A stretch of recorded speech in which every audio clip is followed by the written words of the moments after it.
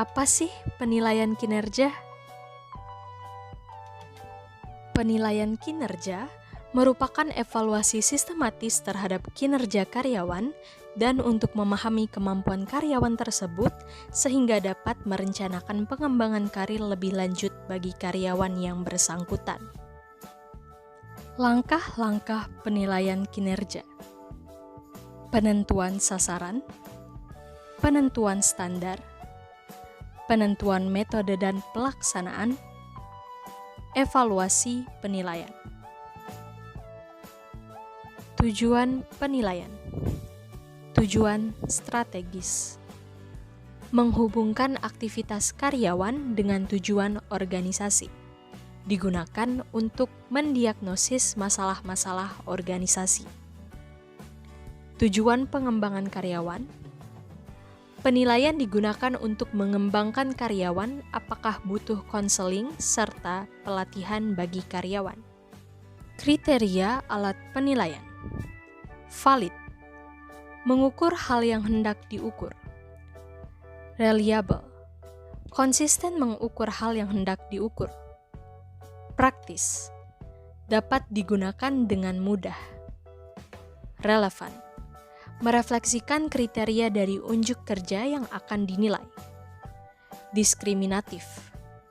Dapat membedakan unjuk kerja. Adil. Bebas dari bias gender dan minoritas. Hambatan penilaian kinerja. Kesalahan penilai, ketidaksiapan penilai, ketidakefektifan praktek dan kebijakan organisasi, formulir penilaian yang tidak baik.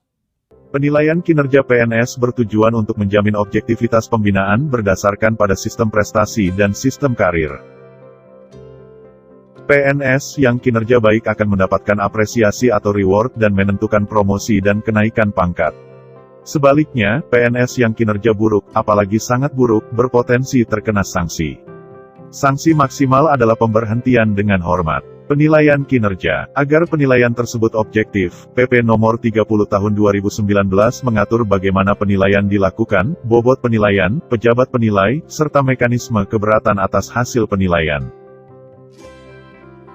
Berdasarkan PP Nomor 30 Tahun 2019, penilaian dilakukan sebuah tim, disebut Tim Penilai Kinerja PNS, yang dibentuk oleh pejabat berwenang untuk memberikan pertimbangan kepada pejabat pembina kepegawaian atas usulan pengangkatan, pemindahan, dan pemberhentian dalam jabatan, pengembangan kompetensi, serta pemberian penghargaan bagi PNS.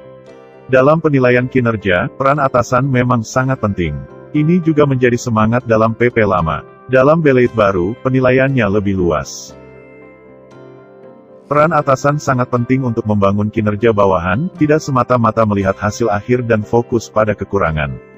Pasal 14 ayat 3 PP Nomor 30 Tahun 2019 menegaskan atasan juga perlu melihat bagaimana kinerja seseorang dibangun, sehingga ada mekanisme konseling dan coaching.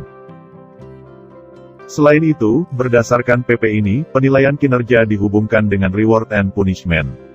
Penilaian kinerja menjadi dasar pemberian tunjangan kinerja. Dulu, penjatuhan punishment hanya menekankan pada kedisiplinan, kini berubah, pegawai yang kinerja buruk juga akan diberikan hukuman administratif.